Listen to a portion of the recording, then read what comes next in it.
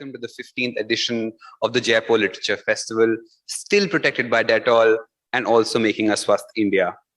We are delighted to introduce our next session, Cooking to Save Your Life, Abhijit Banerjee and Cheyenne Olivier in conversation with Devapriya Roy. We all know of Abhijit Banerjee as a Nobel Prize-winning economist. Now meet Abhijit Banerjee donning the cap of a gourmet chef. In his playful, erudite, and sensationally delicious cookbook, Cooking to Save Your Life, Banerjee takes us to the recipes he has delighted his friends, colleagues, and students with, from charred avocados to Andhra pork ribs to deconstructed salad niqwas. In conversation with Cheyenne Olivier, who illustrated the book, and best-selling author Devapriya Roy, Banerjee speaks movingly of the bonds of food and memory, friendship and community across cultures and continents. Abhijit Banerjee, as you all know, is the recipient of the 2019 Nobel Memorial Prize in Economics, and he also teaches economics at MIT. He co-founded the Abdul Latif Jameel Poverty Action Lab at MIT and has authored 6 books, including Poor Economics, Good Economics for Hard Times, and perhaps his most fruitful, literally fruitful endeavor, Cooking to Save Your Life. Cheyenne Olivier is an illustrator based in France. She builds her images from a visual vocabulary of elementary shapes like squares, circles, and triangles that form the basic blocks of a connected universe where humans, animals, plants, and minerals are all made of the same matter. Our moderator today, Devapriya Roy, is the author of 3 best-selling novels, The Vague Woman's Handbook, The Weight Loss Club, and Friends from College. Roy published Indira in 2018, a unique graphic biography of Prime Minister Indira Gandhi in collaboration with Priya Kurian. And she's currently translating Tagore's Gora into English. Ladies and gentlemen, Cooking to Save Your Life, Abhijit Banerjee, Cheyenne Olivier in conversation with Devapriya Roy. Over to you. Hello, welcome to this session where I must issue a warning. We are going to make you very, very hungry. We're going to talk a lot about food. And you know, I thought the timing was very apposite because between breakfast and lunch, Bengalis really like to talk about food. For example, you know, that's true, but I sort of, you know, to plan the rest of the day. Yeah, should we begin? Yeah. Okay. Before we talk about the book, this gorgeously illustrated, brilliant book, and I will tell you, I have tried out some of the recipes, so I'm going to have, you know, questions for the chef. But before that, I wanted to sort of start there, that food that we eat is also a lot about food that we remember having eaten from childhood, youth. So I'd like both of you to share memories of a very, very memorable, dramatic meal. It could have gone terribly wrong, but should we begin there? Why not?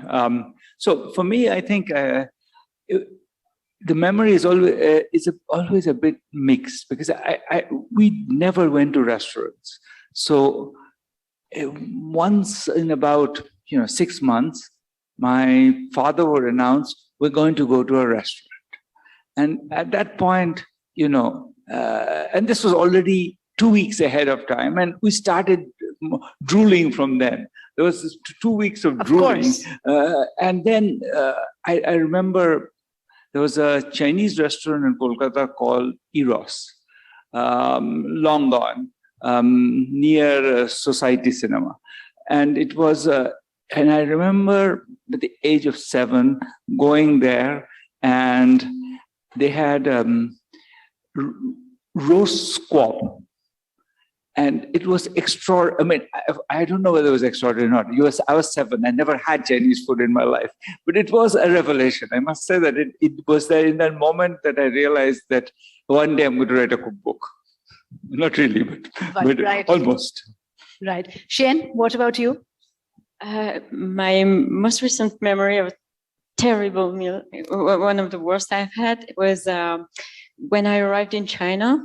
I arrived in a sort of couch surfing where I met two other people, and they were both chefs in what is the Spanish? in Ibiza, and they were doing a tour in China.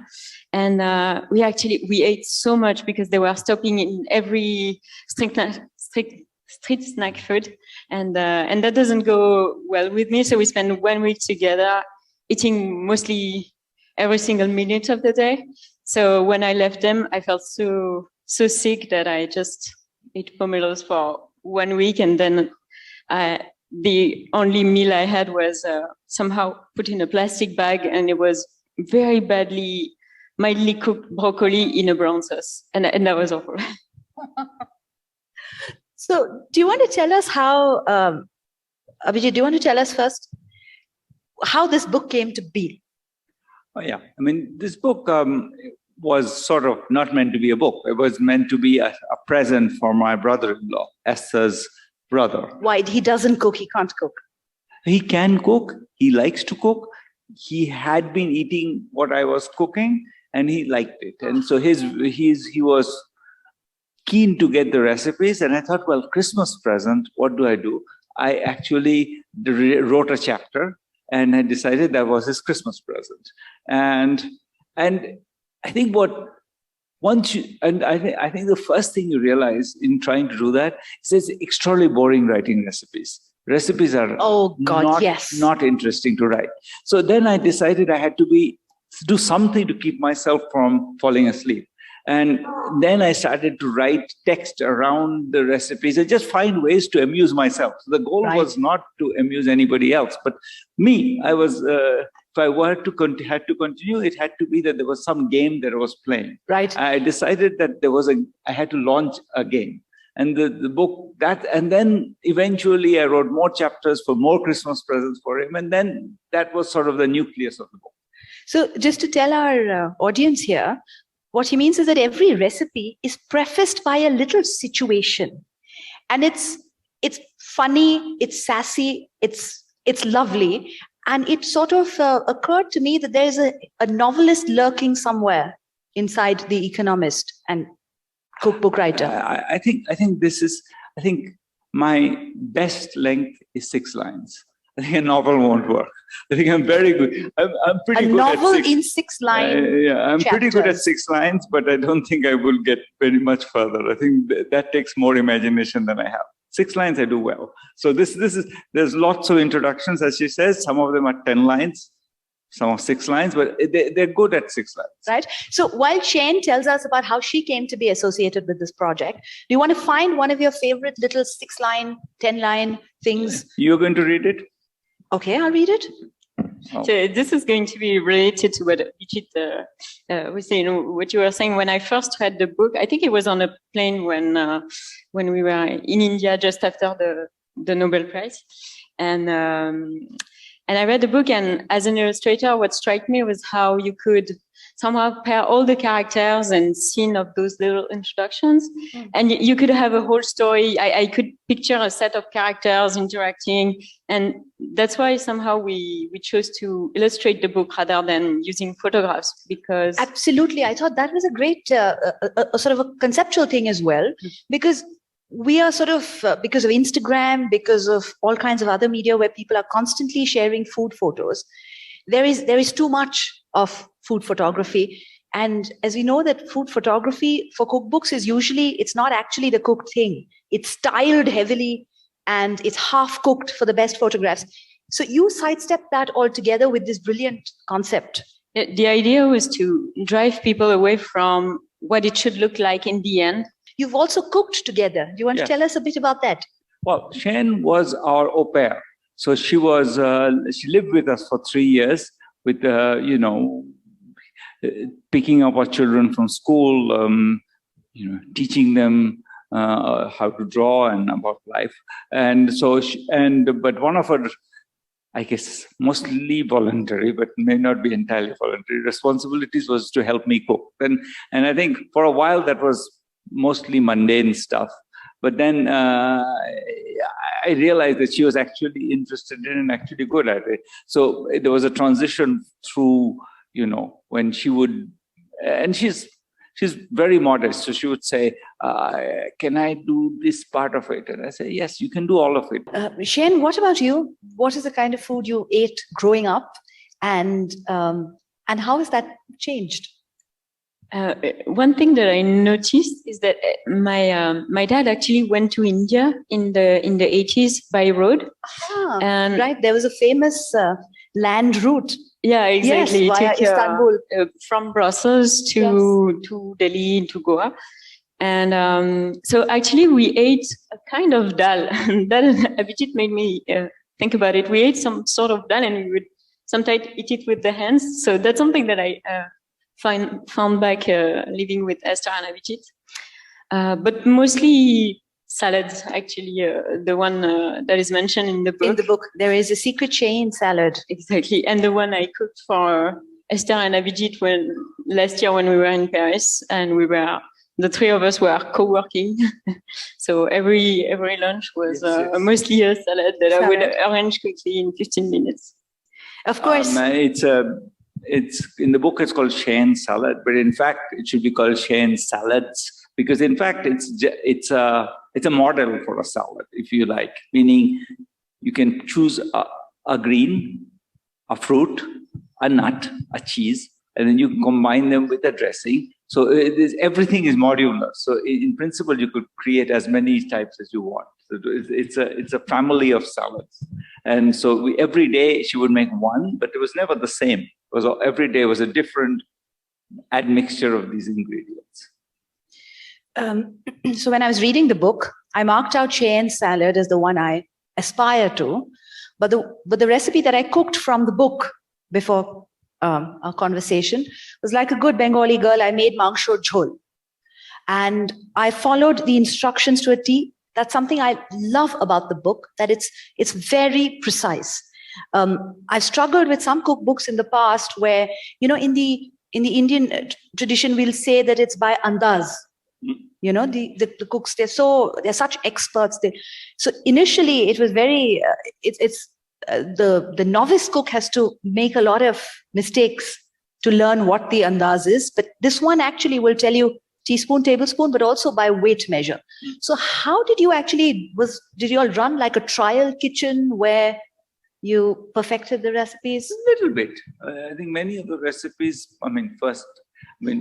this book is really things that we do cook. It's not things that we, right. These are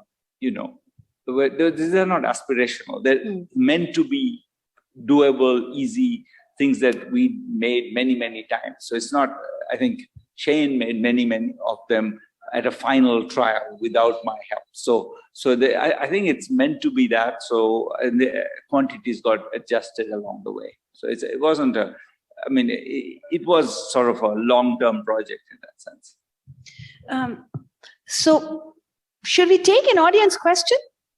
We've got several. Yes? Perhaps. That's a writer, Banerjee. Vittal? Yes. My name is Shekhar. I'm a retired psychiatrist with a plan to open a restaurant. It's going to be called Deep Freud. Definitely coming the next time. My question to you, sir, is about the naming of dishes.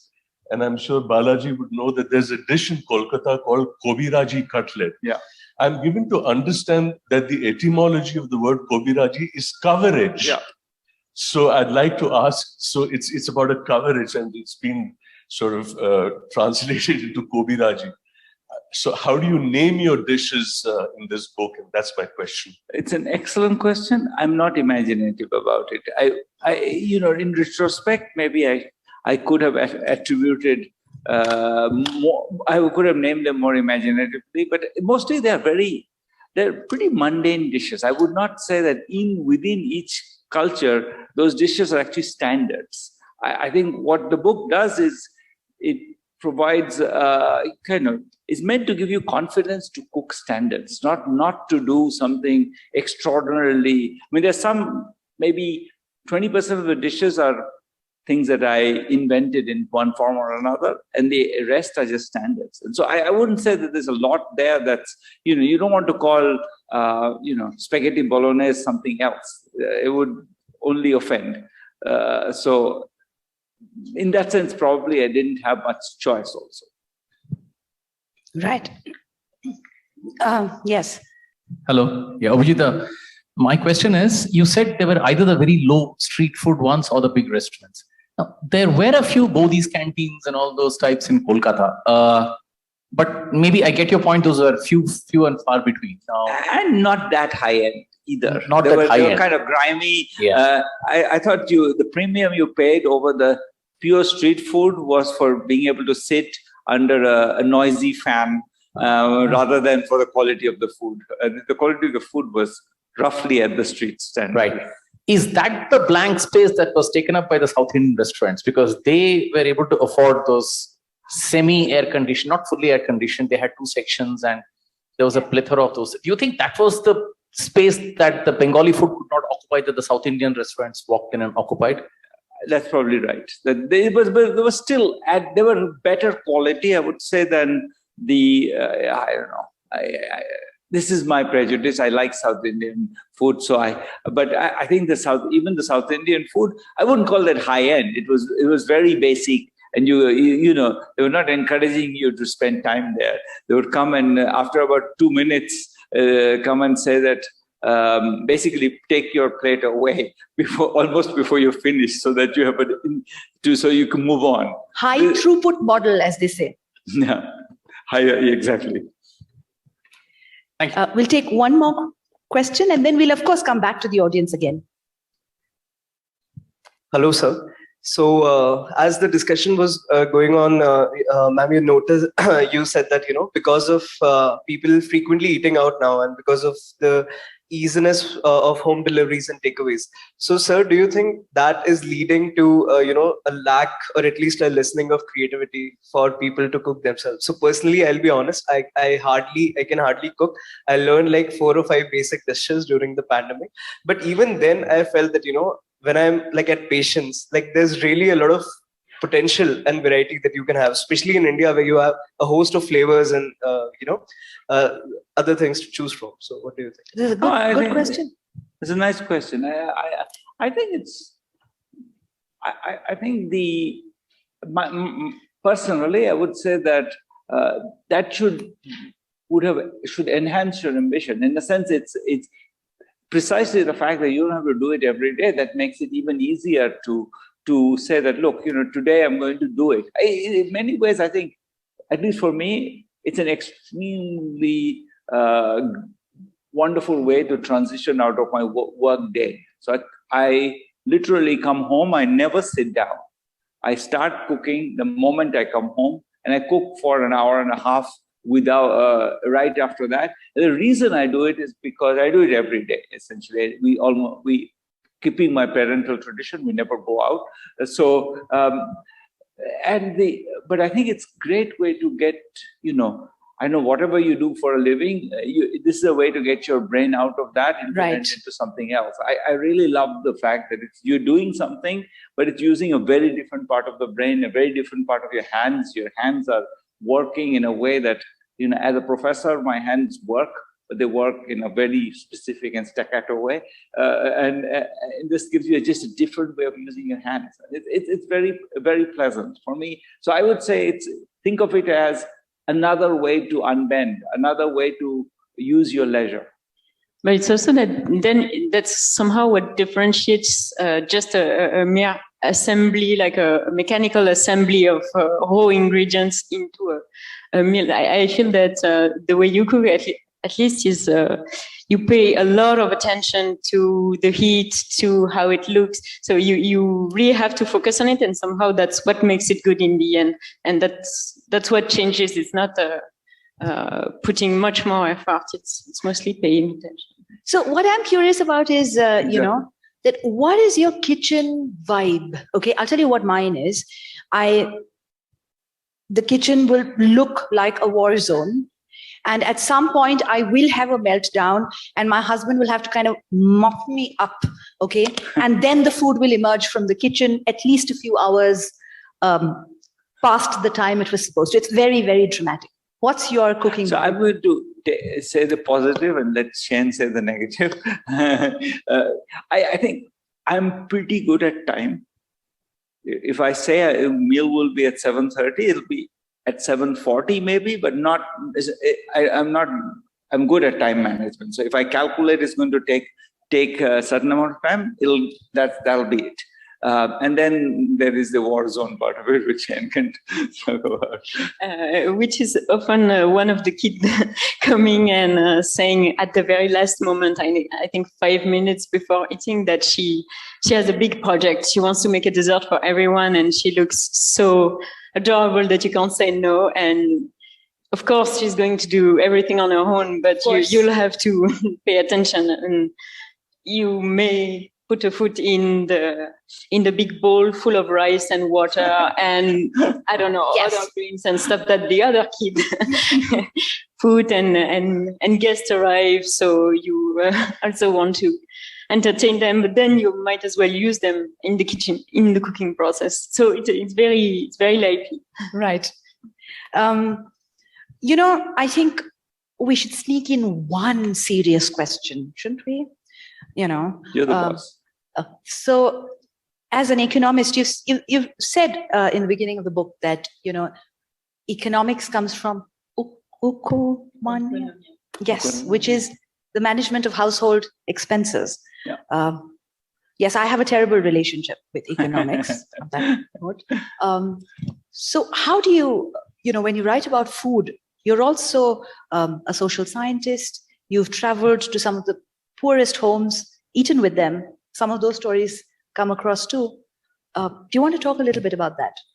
Yeah, so I think that in a oblique way, this is a book of social science. I don't want to disown my connection to social sciences. Indeed, it's a book of social science. It is.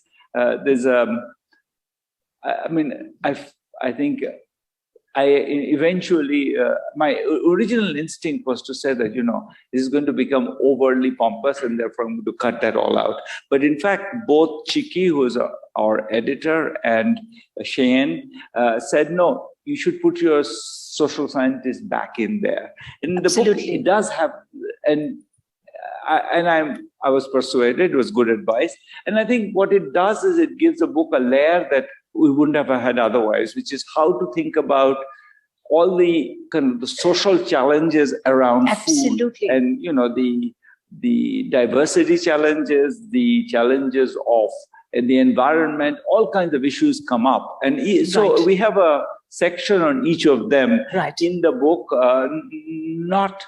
Hopefully not a tedious one, 2 pages, usually relatively lighthearted. But I think, I do think that what the arguments we make there, and I say we advisedly because a lot of those arose out of conversations with Cheyenne. I think that I do believe in what we say there. It's not just a gesture. Right. And it's very impactful, that little anecdote about the experiment in Switzerland on bankers. No, bankers and humans. That was quite telling and clever. But Cheyenne, you're vegetarian. We do have a significant section of meat and seafood in the book, because obviously, as a good Bengali, you've written about it, that, if you invite somebody, you'll say, come and have dal bhat with me. But obviously, it's not going to be dal bhat. There will be like 3 kinds of fish and mutton and 5 kinds of dessert. And even the guests will be super insulted if it's only dal bhat. They'll be like, at least he should have made an omelette. I've heard this. So, do you want to just share that little experiment about the bankers and the humans, and how there's a little nudge concealed there about how we can influence people who eat meat to think sustainably about it? Yeah, so the point of that experiment it's a beautiful experiment. So what they did, and I'll say the experiment and then draw the connection. So the experiment was they invited a bunch of bankers. All of them were bankers, Swiss bankers, famously, and they invited them in to do an experiment. And they told them that the experiment is very simple. You go into a room, you toss a coin, I don't remember, 50 times, something, and you report, nobody's watching you, there's no camera, you report what fraction of the coins were heads. And you get paid more if you have more heads. Okay? So you could imagine that creates certain temptation to over-report heads. In fact, and so that was deliberate. It was not that they had noticed that there was a temptation. The point of the experiment was that half of those bankers were told to discuss their role as citizens. What do you do in the weekend? Do you help out? Do you do other things that were they were primed on their role as citizens. The other half were primed on their role as bankers. And if you look at the citizens, essentially, on average, tell the truth. They don't really lie. They don't exaggerate. Remember, they're all bankers. It's not that it's bankers who were reminded they're citizens and bankers who were reminded they're bankers. When you remind them that they're bankers, they start to cheat. Why do I bring this in? It's because it's an experiment which shows that our I think the idea that we are somehow unable to deliver on, change our preferences is just meaningless. We aren't even one person. We are the person who is the banker, and we are the person who's the banker who's reminded he's a citizen.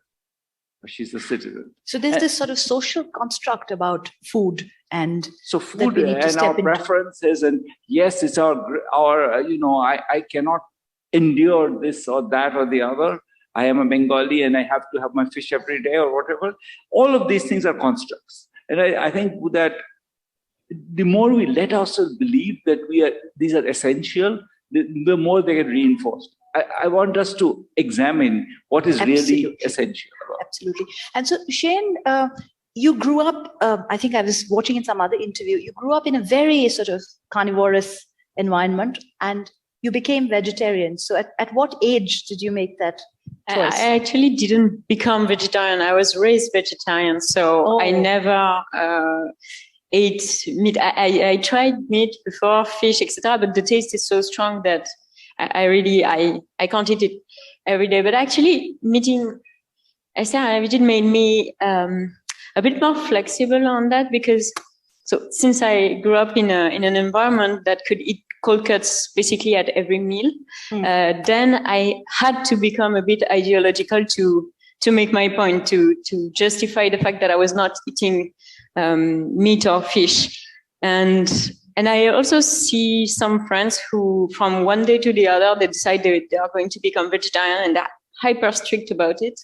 And a few weeks after, they are just they fall off the wagon. Exactly. So and Abhijit made me actually try many kinds of fishes and meat. So I can eat it from time to time.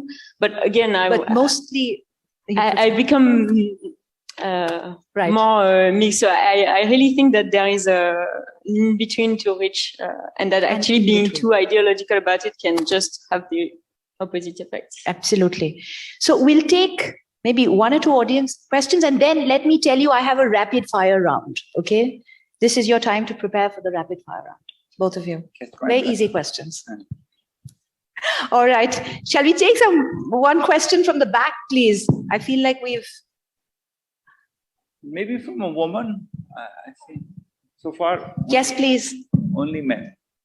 So, hi, Abhijit. Devapriya, I can corroborate everything that Abhijit talked about being a poor graduate student in the United States, because we were poor graduate students together. And I had the pleasure of actually eating his cooking, and he had the misfortune of eating mine, because we used to cook quite a lot. So my question to you, Abhijit, I have your book, I've read it. You have so many cuisines from around the world. Which for you was the most interesting, the one that made you think? You grew up as an Indian, which made you think about cooking?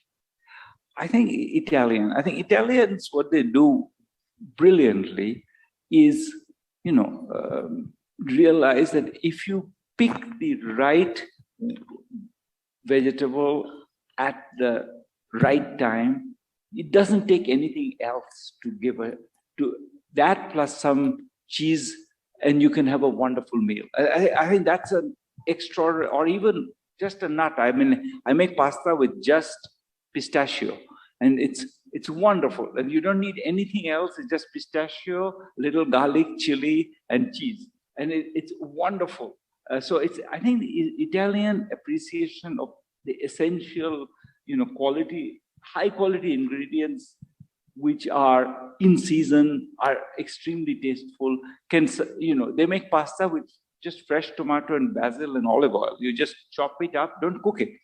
You cook the pasta, don't make a sauce, just dip the pasta, put the pasta in a bowl, cut the best tomatoes in season, which you still have now in India, just the end of the season, some basil, some garlic, chopped fine, some olive oil and some salt, and just let it sit for 20 minutes and you have a wonderful dish. And that's the brilliance of Italian cooking. I think the idea that ingredients don't dominate it with other flavors. You don't need meat. You don't need many spices. They do use spices, and they use them very sharp. Often it's often quite spicy. Calabrese cooking, for example, is very spicy, but it's never dominated by the spices. So it's a very I learned a lot from the sort of the way they think about food.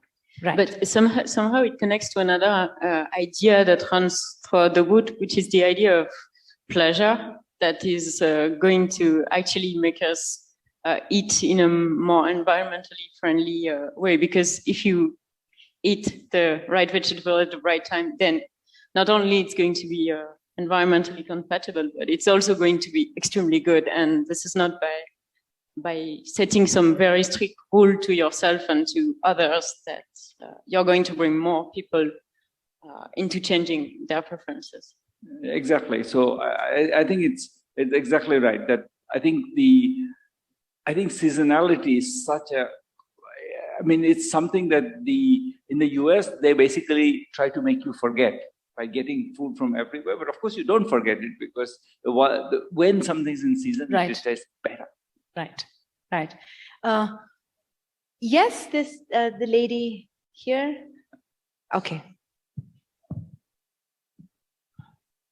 Thank you. Thank you very much. You're welcome. Thank you. Now, food and economics is related, connected. It's always there. It's so many layers. We don't even have to go abroad like we do, even in India, from its borders across.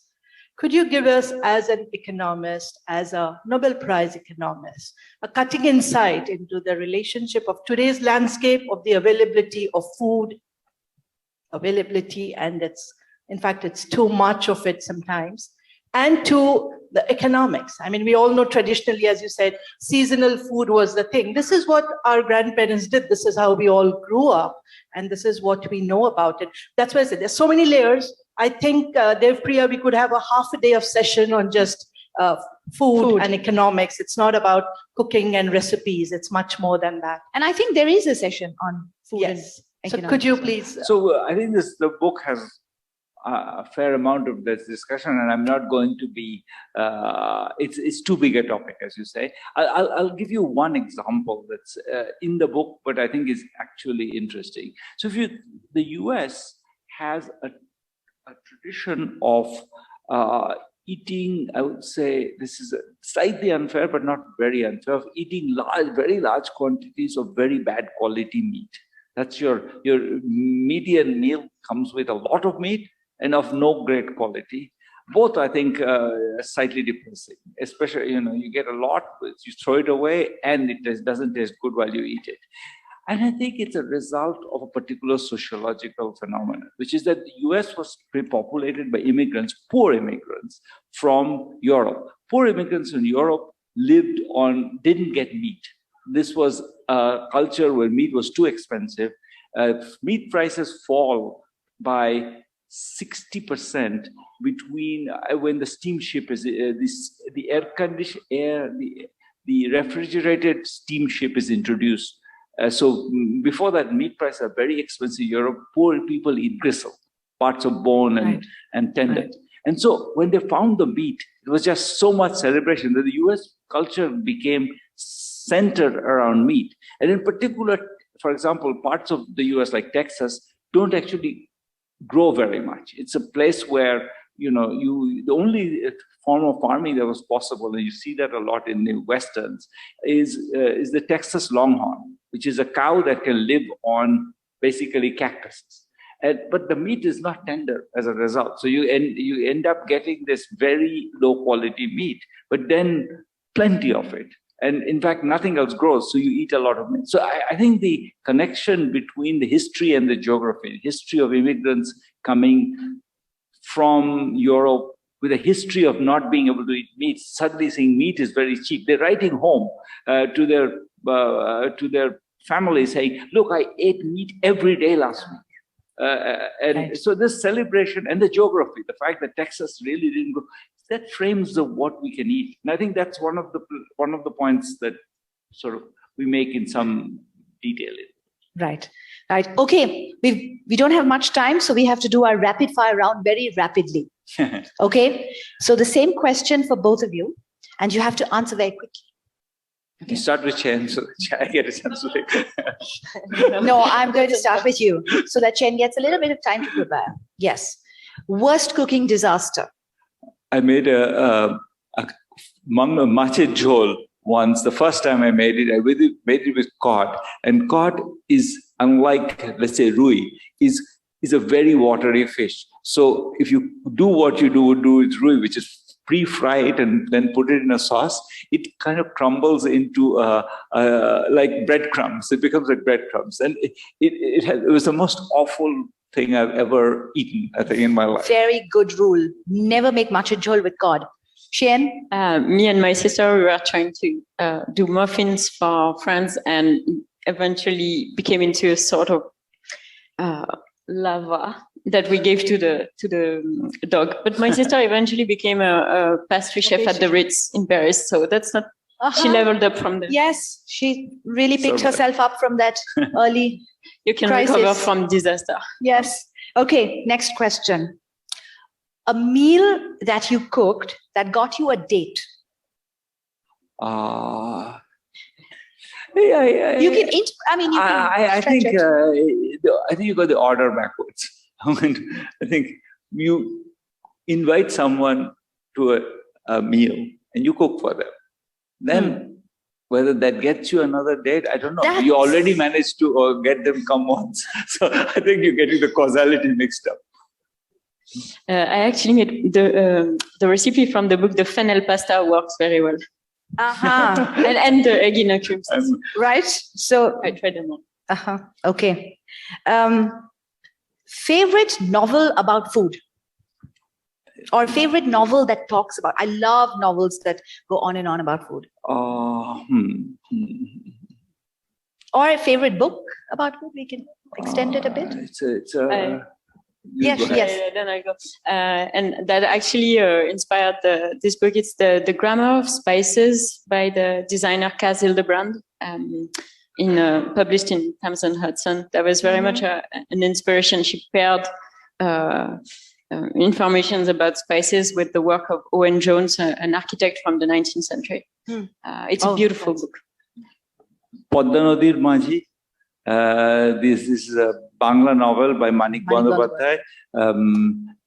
There's a scene where the fishermen are cooking they caught fish and they're cooking it in the boat. And he gives the entire recipe in there. It's simple. It has. I love novels which do that, which also, teach you. He provides a recipe in it. It's even if you're not interested in the food part of it, it's a novel worth reading. It's extraordinarily good novel. It's translated now in English as well. It's really extraordinarily good novel. Okay. I'm letting you off really easy. Okay. There's only one last question now for both of you. Thank God. 3 economists you would invite for dinner. They could be from any time, and what would you cook for them? And artists in your case, Cheyenne. Who would I invite? I think Adam Smith. I think Adam Smith had a really good sense of life. John Maynard Keynes. So those are easy. The third one, hard, because economists are not famous for their, sense of life, I would say. Alas. So, So tell us what you'd cook for Adam Smith and what you'd cook for Keynes. No, I will cook one meal. I'm not about to. They're all coming for dinner together. Oh, okay. It's also going to be a very loud dinner then, and they'll all be disagreeing. So who's the third then? I just invite Kenneth Arrow, who's the 20th century economist I admire the most. So I'll invite Kenneth Arrow. I don't know whether he liked. I don't know. I haven't met any of these people. I met Ken many times, but not the others. But this just reminds me that Keynes was part of the Bloomsbury set, right? Yes. And there is a Bloomsbury cookbook. Yes. So I think he'd enjoy. He'd probably. Yeah, I mean, I don't know. He was British from the 1930s. Forgive me if I sound prejudiced, but I don't know how. But what would I cook? I think I would cook, since two of them are British. There's a recipe. The dessert is easy. Cheetah's trifle. I think cheetah's trifle is. I suspect they were all meat eaters, so I'll make the tagliata. It works extraordinarily well with meat eaters. And before that, I think I'm going to make a soup. The famine soup, because they're too British. The famine soup, no, and that's for the. That's There's for a very people nice that anecdote don't like. I think the tomato and potato soup will go very well with this.